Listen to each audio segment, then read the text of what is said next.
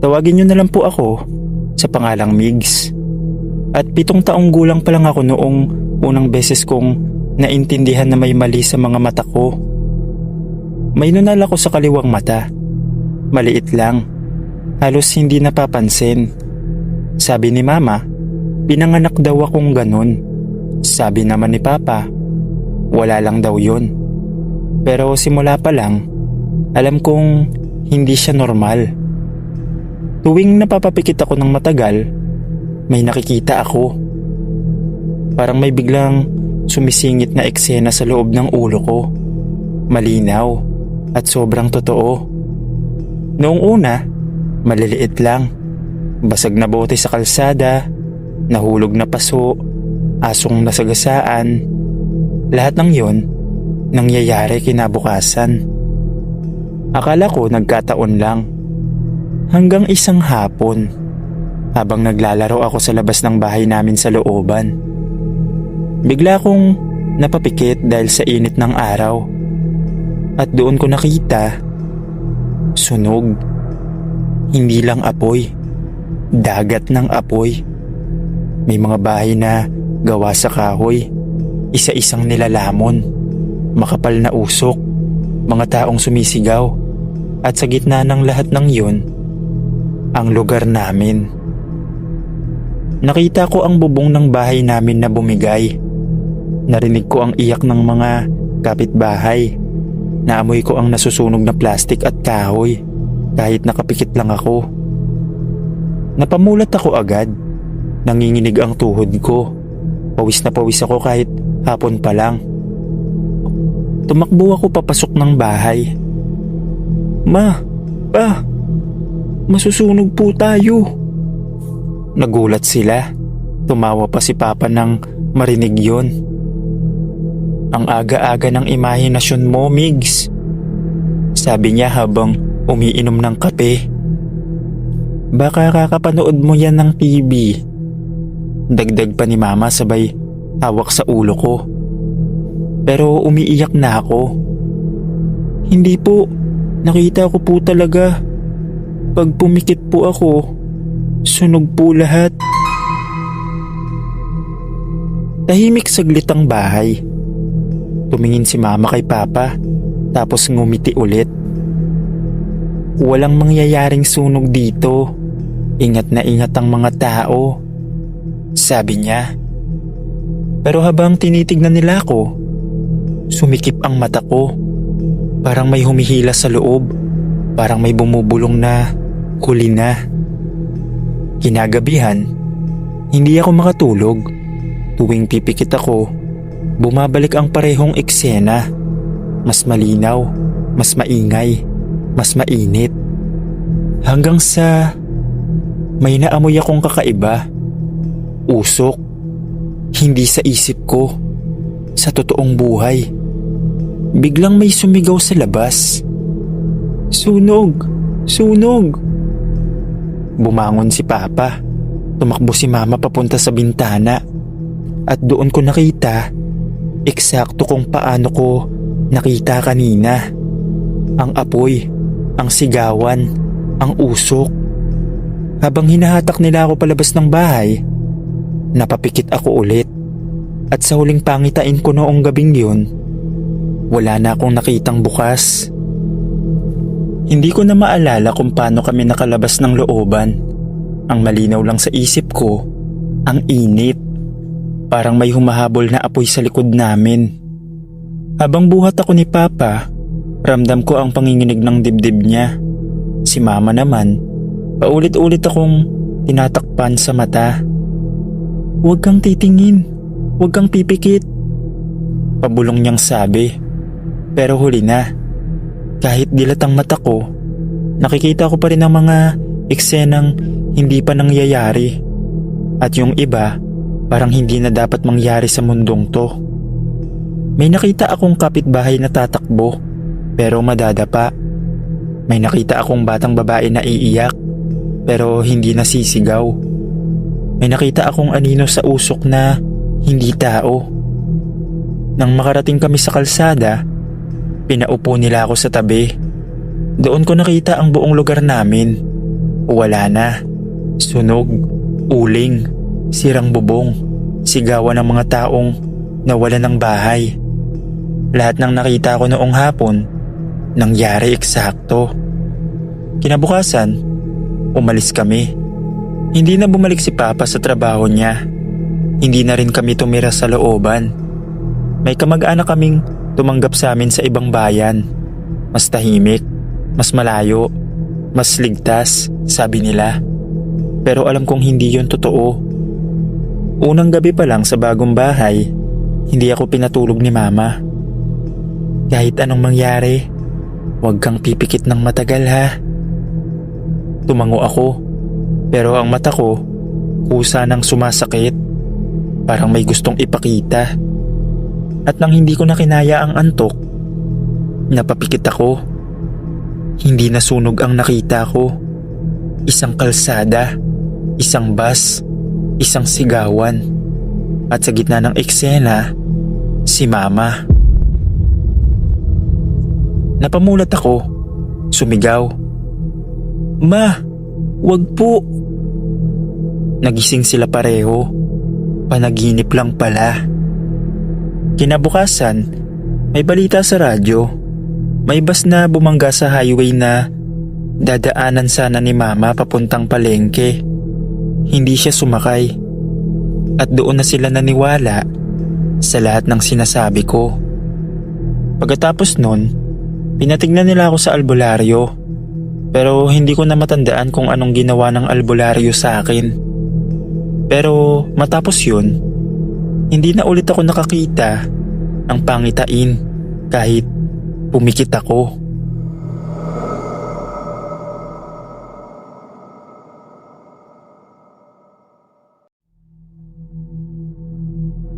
Tawagin mo na lang akong Arman, Sir Dave. Hindi ko alam kung kailan eksaktong nagsimula, pero alam ko kung kailan ko napagtanto. Tuwing tinitignan ko ang isang tao sa mata, may kisap na eksena akong nakikita. Sandali lang, parang alaala na hindi ko naman naranasan. Hindi malinaw ang muka, pero klaro ang huli. Dugo, hinga na nauubos, tahimik. Hindi ko sinasabi kahit kanino. Akala ko noon, masisira lang ulo ko. Hanggang sa araw na tumingin ako kay Leo. Magkaibigan kami mula high school. Siya yung tipo ng tao na laging nauuna sa tawanan. Walang takot at walang pakialam sa mga babala. Noong araw na yun, pauwi kami galing trabaho. Nagkukwentuhan lang. Normal na araw. Tumingin siya sa akin at ngumiti. At doon ko nakita isang madilim na kalsada, basag na salamin, isang helmet na pula, may dugo. Napatigil ako sa paglalakad.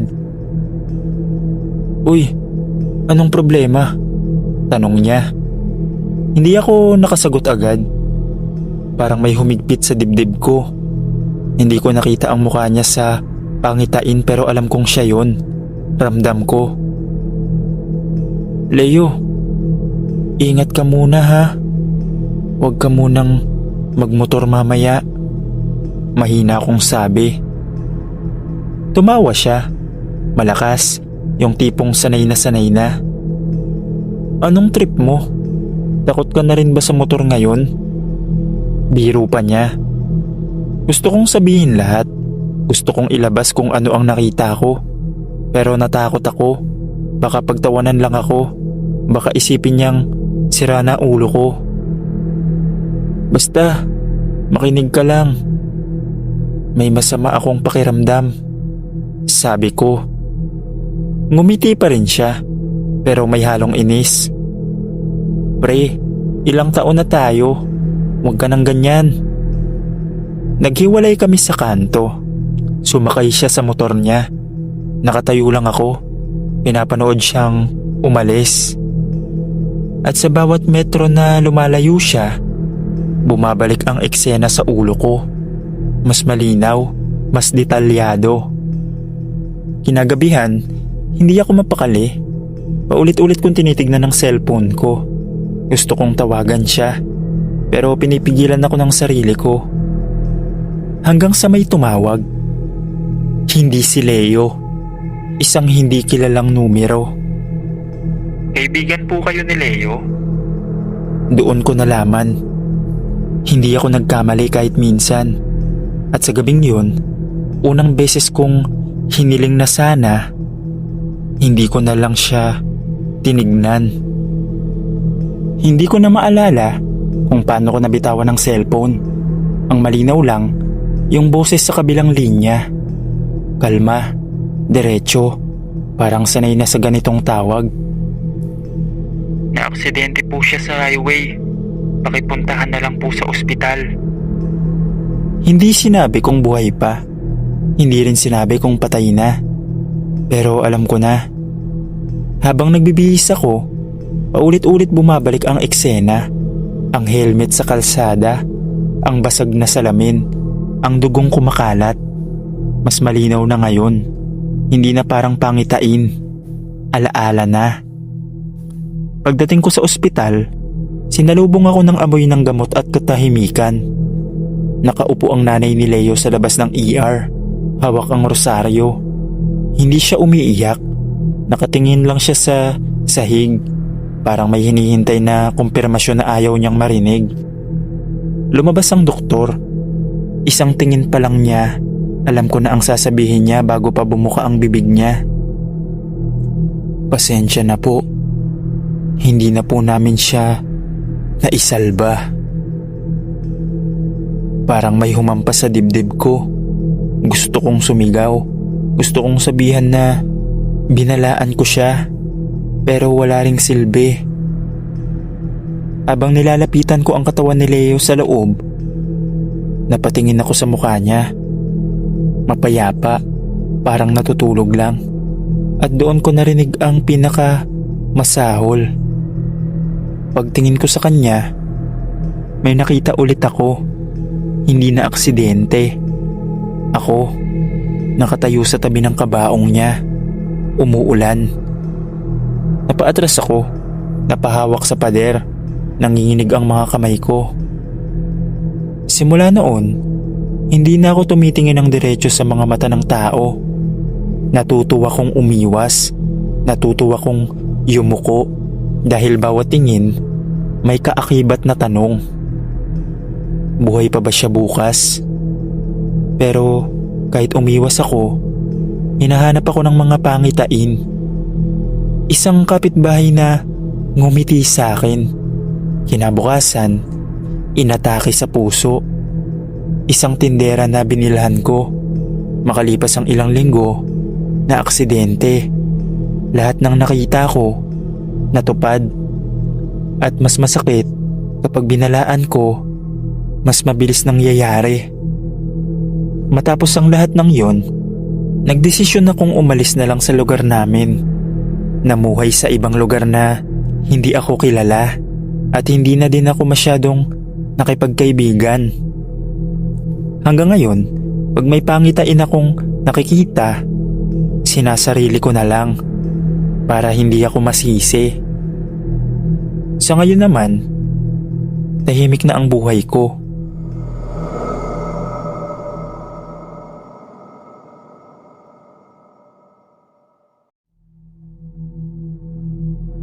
Galing kami noon sa school.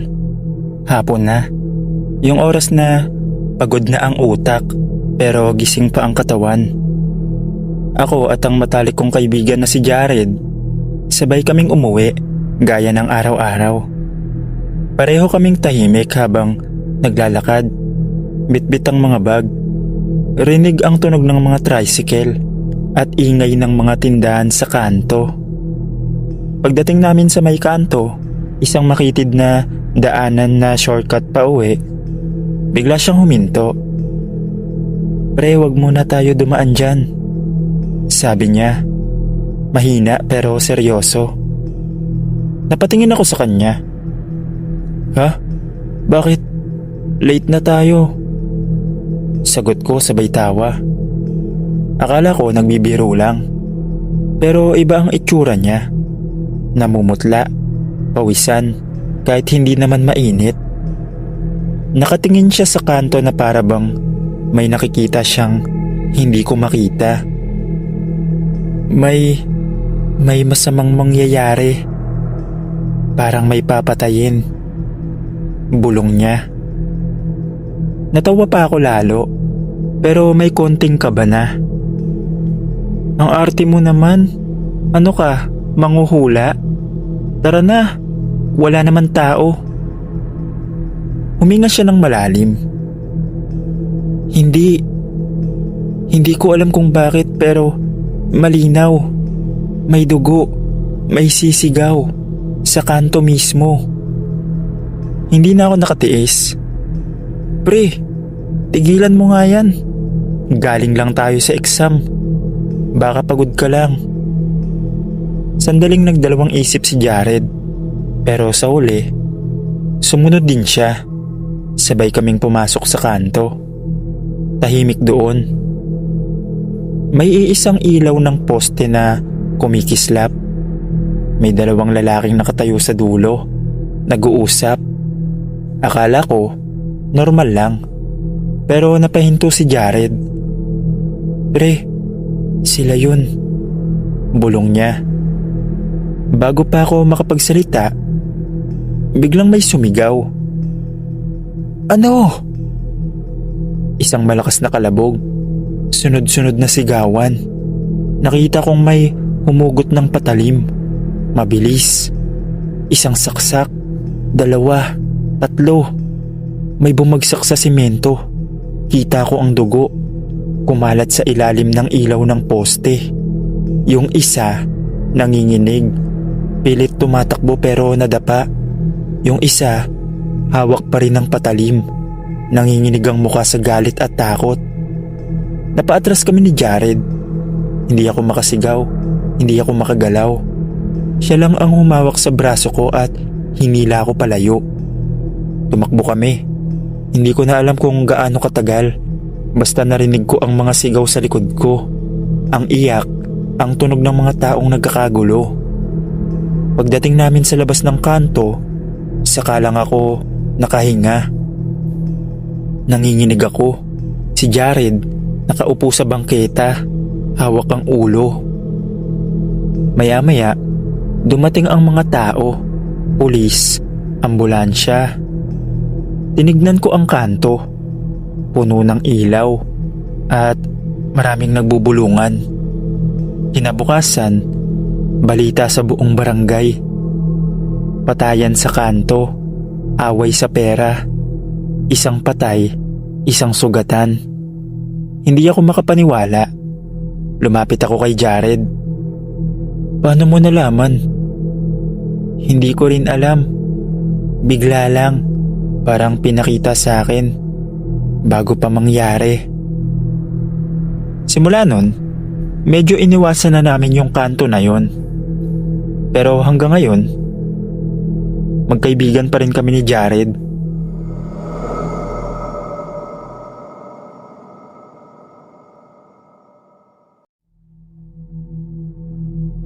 Ako nga po pala si Noel. 12 taong gulang lang ako noon. At may nunal ako sa kanang mata. Isang maliit na tuldok na madalas pagtawanan ng mga kaklase ko. Sabi nila, pampaswerte raw. Pero alam kong hindi. Dahil tuwing nakapikit ako, may nakikita akong mga bagay na hindi pa nangyayari. Hindi ko alam kung kailan nagsimula. Basta isang araw, alam ko na lang na kapag pumikit ako ng mas matagal sa karaniwan, may eksena akong nasisilayan. Parang nanonood ng pelikula sa loob ng ulo ko. At lahat ng nakikita ko, nangyayari. Noong araw na yun, pauwi ako galing eskwela. Dumaan ako sa lumang tulay sa bayan namin. Bakal na tulay na matagal nang kinakalawang. Araw-araw may dumadaan doon. Mga estudyante, tricycle, jeep, at minsan mga truck na mabigat ang karga. Huminto ako saglit sa gilid. Napapikit ako. Ang tulay, bumigay. Hindi biglaan. Narinig ko ang una, isang malutong na crack. Sumunod ang hiyawan. Nakita ko ang mga bakal na unti-unting napuputol. Ang sahig na lumulubog at ang mga taong isa-isang nahuhulog sa ilog sa ilalim. Napamulat ako agad. Nanginginig ang buong katawan ko. Sa harap ko, may paparating na jeep na puno ng pasahero. "Wag po, tumigil po kayo," sabi ko. Tumingin sa akin ang driver. Parang naiinis ang mukha niya. "Hoy bata, umalis ka dyan." Pero hindi ako gumalaw. Tumayo ako sa gitna ng kalsada. Sumigaw ako. "Masisira po ang tulay. Maniwala po kayo sa akin." Nagpreno ang jeep. Bumaba ang driver. Galit na galit. "Anong sinasabi mong bata ka?" At doon nangyari. Isang malakas na kalansing mula sa ilalim ng tulay. Parang may naputol. Napatingin ng lahat. May isang bakal na piraso ang tuluyang bumagsak sa ilog. Biglang nagkagulo. May sumigaw. "Bumibigay na yung tulay." Agad umatras ang jeep. Tumigil ang ibang sasakyan. May mga taong nagtatakbuhan palayo. At ilang segundo lang ang lumipas. Bumagsak ang gitna ng tulay. Isang napakalakas na ingay. Tubig na umalon. Bakal na nagdurog-durog. Pero wala ni isang sasakyan. Wala ni isang tao ang nahulog. Tahimik ang lahat. Lahat ligtas. Lumapit sa akin ang isang matandang lalaki. Nanginginig ang boses niya. "Baka kung hindi dahil sa'yo, patay na kami." Kinabukasan, sinarado ang tulay. Nalaman ng mga engineer na malapit na pala talaga itong bumigay. Tinawag nila akong bayani. Pinapurihan ako. At matapos yun, ay palagi na silang nakikinig kahit kanino. Lalo na pagbabala. Kasi sabi nila, mas okay na maniwala sa mga babala kaysa magsisi tayo pag huli na.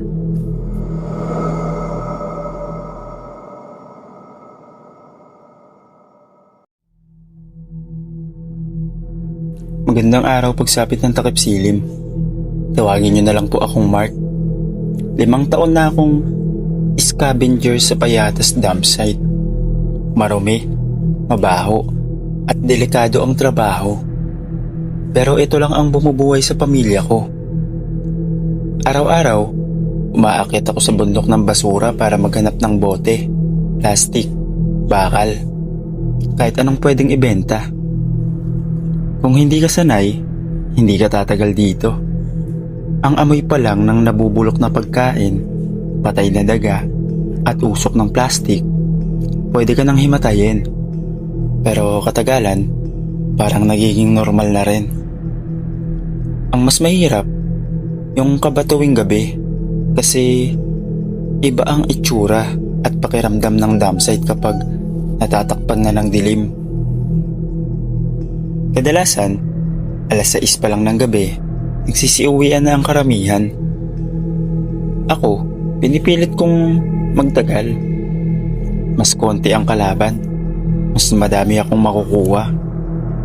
Ang kasama ko lang ay ang maliit kong lampara at aso kong si Bantay. Siya ang unang nakakapansin kapag may kakaiba sa paligid. Tumatawol siya o minsan napapaurong kahit walang tao. Nung gabing yon, hanggang 10:00 na, nasa itaas pa rin ako ng bundok. Tahimik ang paligid, maliban sa langit-ngit ng mga daga at kaluskos ng plastik na tinatangay ng hangin. Ang lampara ko, umihina na ang liwanag. Sabi ko sa sarili ko, konti na lang, tapos uuwi na rin ako. Pero si Bantay, biglang tumigil sa pag-ikot. Nakatingin siya sa ibabang bahagi ng bundok. Yung parte na madilim at halos walang pumupunta. Tumahol siya ng malakas. Sunod-sunod. Tapos bigla na lang tumahimik. Sumiksik siya sa likuran ko, nanginginig. Doon ko napansin, may gumagalaw sa ilalim. Akala ko tao na naghahanap ng makukuha. Pero hindi normal ang kilos. Hindi siya tumatayo. Parang palaging nakayuko. Gumagapang tapos biglang susulpot sa ibang direksyon. Ang pinakang kakaiba, wala akong naririnig na yabag.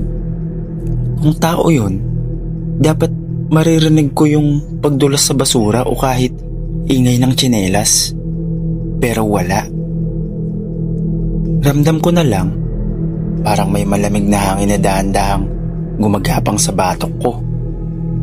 Nilingon ko ulit at doon ko nakita, nakahinto na siya, nakatitig na mismo sa direksyon ko. Mula sa dilim, lumitaw siya. Hindi tao, hindi hayop. Ang itsura niya, parang bangkay na matagal nang nabulok. Payat, halos butot balat, at nakadikit ang balat sa bungo. Ang mga mata niya, mapuputi, walang itim. Pero ang pinakang kinakatakutan ko, yung ngiti, mahaba, puno ng maninilaw na ngipin na parang kalawangin. Napatigil ako, hindi makagalaw. Si Bantay, nanginginig lang sa tabi ko, hindi makatahol. Bigla siyang kumilos. Ang bilis. Hindi siya naglalakad. Parang dumudulas sa ibabaw ng basura. Ang tunog lang na naririnig ko ay yung mga plastic lang at lata na gumugulong sa bawat daan niya. Pero magaan. Parang usok lang ang bigat. Habang papalapit siya, naamoy ko ang amoy na mas mabaho pa sa lahat ng naamoy ko sa dump site. Hindi basta basura. Amoy bangkay. Amoy ng laman na niluto sa araw at binabad sa ulan. Gusto ko sumigaw pero parang hindi lumalabas ang boses ko. Habang lumalapit siya, kita ko ang mahahaba niyang kamay. Parang buto na may nakalaylay na peraso ng laman. Umabot siya. Halos isang dipa na lang ang layo sa akin. Biglang lumiwanag ang paligid. Dalawa kong kasamahan ang dumating. May dalang malaking flashlight. Tinapat nila sa nilalang. At sa harap namin, biglang naglaho. Hindi tumakbo, hindi sumigaw. Basta na lang natunaw. Parang usok na dinala ng hangin. Naiwan lang ang amoy na nanunuot sa balat. Hindi ako makapagsalita agad. Nanginginig pa rin ako. Ang dalawang kasama ko tumingin sa akin at sabing, "Hindi ka nag-iisa. May iba ring nakakita dyan. Bantay daw yan ng payatas. Yung mga kaluluwang natapunan noong gumuho dati. Hanggang ngayon, nandyan pa rin sila."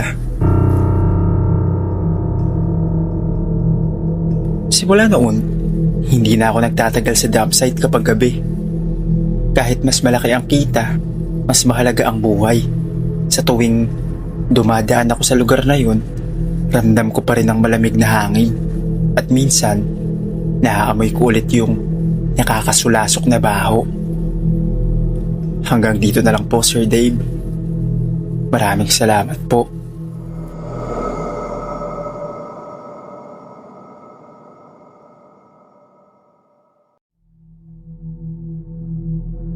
Ako si Gerson, isang driver na pauwi mula sa overtime sa trabaho. Bandang 11:00 ng gabi yun at halos wala nang tao sa kalsada. Dapat ay dire-diretso lang ako pauwi. Pero dahil hindi ko masyadong kabisado ang daan at ang lugar, nagtiwala lang ako sa cellphone at GPS. Dumaan ako sa maling kalsada. Noong una, ayos lang. Madilim lang talaga at halos walang kasalubong na sasakyan. Pero habang lumalalim ang gabi, napansin kong pakitid ng pakitid ang daan. Wala nang street lights at ang tanging liwanag na lang ay galing sa headlight ng kotse ko. Maya-maya, may naamoy akong hindi normal. Amoy na bubulok na pagkain.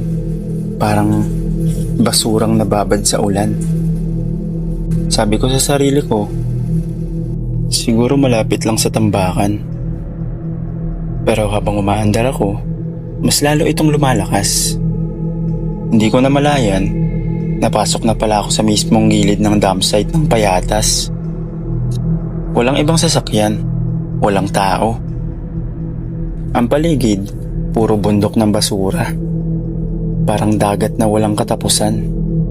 Gusto ko nang bumalik, pero sobrang sikip ng daan at puro basura ang nasa paligid. Kaya tiniis ko, nagbabakas sakaling may lalabas na kalsada. Doon na nagsimula nangyari ang kakaiba. Habang dahan-dahan akong umaandar, napansin kong parang may mga nakatayo sa tuktok ng bundok ng basura. Una, akala ko scavenger lang na nagbabantay kahit ating gabi. Pero nung mas tumagal ang tingin ko, napansin kong hindi sila normal. Matatangkad, payat at nakayuko. Hindi sila gumagalaw. Pero kahit nakalayo na ako, ramdam ko pa rin na nakatingin sila sa direksyon ko. Biglang kumalabog ang gilid ng sasakyan ko. Parang may malakas na tumalon mula sa taas. Napapreno ako. At nang silipin ko sa side mirror, wala naman akong makita. Pero naririnig ko kaluskos ng maraming paa na parang gumagapang sa bubong ng kotse ko. Pinilit kong umandar. Habang bumibilis ang takbo ko, mas lumalakas ang kalabog. Para bang may mabibigat na bagay na humahampas sa kotse.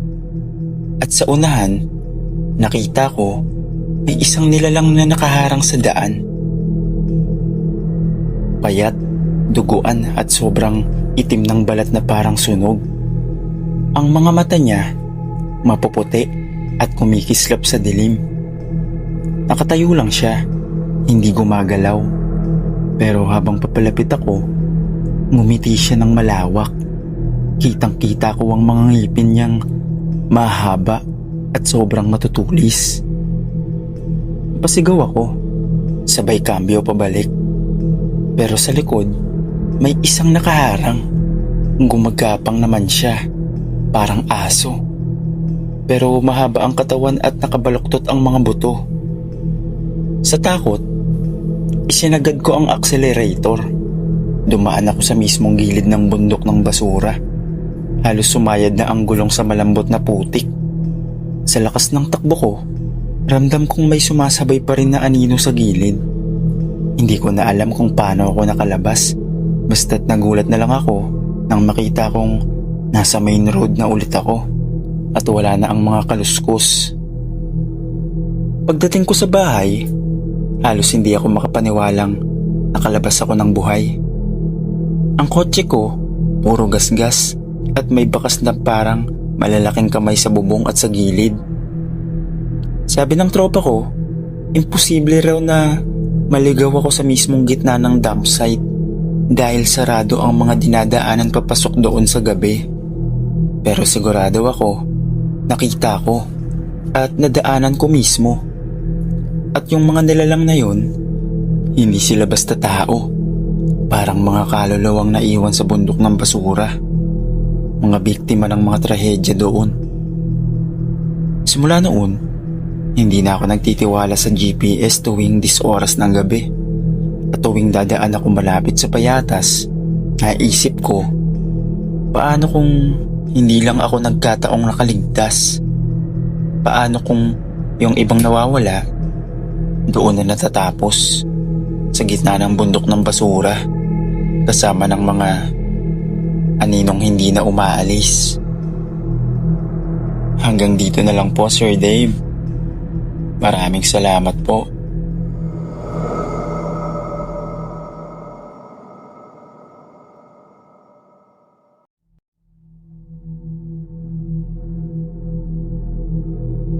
Maiksi lang tong kwento ko, pero sana magustuhan nyo. Tinatawag ako sa amin bilang Aling Rosa. Kapitbahay ni Mang Turing. Tahimik siyang matanda, laging nag-iisa, laging walang imik. Pero isang araw, nagbago ang lahat. Nagsimula yon nang makabangga niya si Aling Manda sa palengke.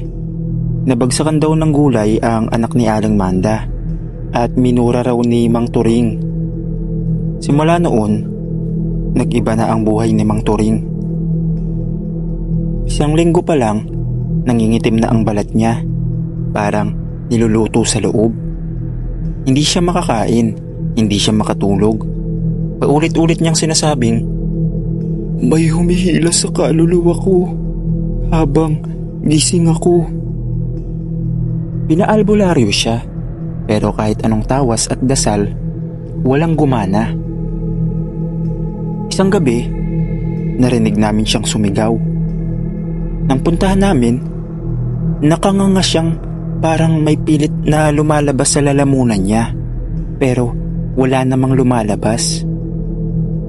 Hanggang sa pumutok ang mga ugat niya sa mata at tumigil na ang kanyang hininga. Sabi ng albularyo, hindi daw basta kulam yun. Ginamitan daw siya ng kulam sa loob, yung pinupunit ang kaluluwa habang buhay pa. Kinabukasan, wala na rin si Aling Manda. Umalis daw ng probinsya. Pero bawat gabi mula noon, may naririnig kami sa bahay ni Mang Turing. Boses na paos, pabulong. "Hindi pa ako tapos. Bakit mo ako kinulam?"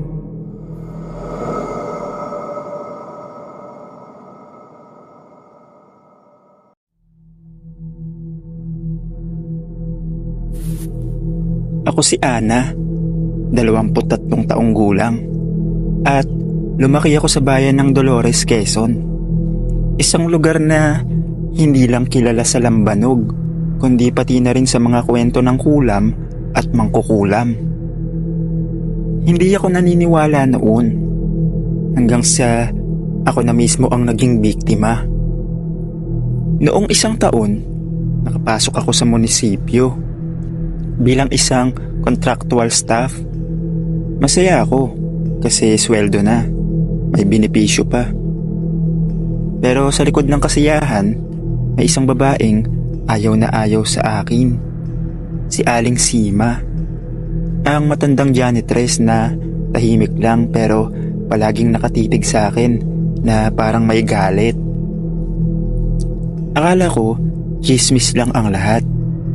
Sabi ng iba, may lahi raw na mangkukulam si Aling Sima. Niloloko ko pa nga yung sarili ko. Ay, baka nagsasabon lang ng mata yan, kaya ganyan makatitig. Pero isang araw, nagbago ang lahat.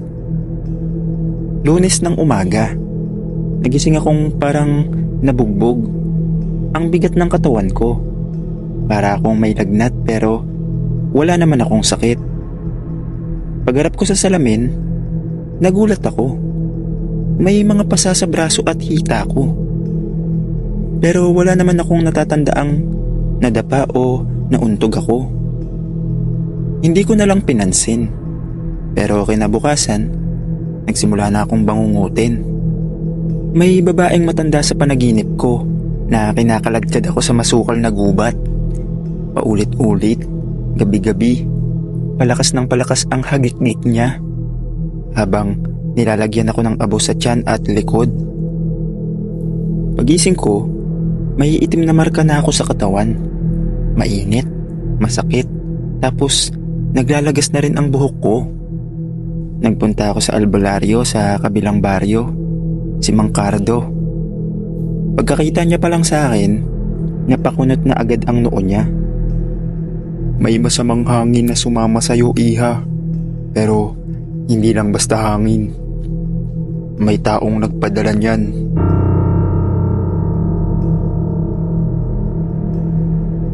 Pinakita niya sa akin ang isang itim na itlog na pinadaan sa katawan ko. Nang mabasag niya ito, puro buhok, kalmot at uod ang laman.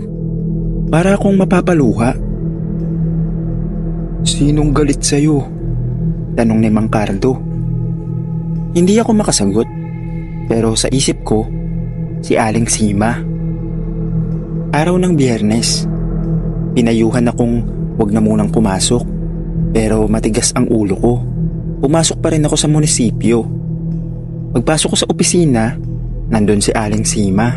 Nakaupo sa sulok, nakatitig. Pero nang mapatingin ako sa kanya, bigla siyang umiti. "Kamusta ang tulog mo, Iha?" Sabay kindat niya. Hindi ko na nakayanan. Umuwi agad ako at nilagnat ng mataas. Kinabukasan, Sabado, dinala ako ng nanay ko sa isang mas kilalang albularyo sa bayan ng Lukban. Doon isinagawa ang pagtatawas gamit ang tingga at kandila.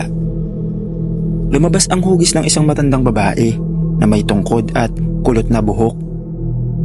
"May isang matanda na inggit sa'yo. Inggit sa kinang mo, sa kabataan mo, at sa kung paano ka pinapansin ng iba. Kaya gusto niyang wasakin ang sigla mo," sabi ng albularyo. Pinagsabihan ako na wag nang babalik sa lugar na yon. Nag-resign ako sa munisipyo pagkatapos ng isang linggo. Hindi na rin nakita si Aling Sima. Sabi ng mga tao, bigla raw itong nagkasakit at nagluksa sa bahay. Ayaw nang lumabas. Ako naman, unti-unting gumaling matapos ang sunod-sunod na paghilot at dasal. Hindi na ako nagdududa ngayon. Totoo ang kulam, totoo ang inggit, at totoo na minsan ang pinakamahina mong sandali ay bukas na pintuan sa mga nilalang na may masamang hangarin. Ngayon, tuwing may makatitig sa akin ng masama, pinagdadasal ko agad. Hindi ko na hinahayaang mahipuan ng masamang hangin ang kaluluwa ko. Hanggang dito na lang po. Maraming salamat sa pagbabasa ng kwento.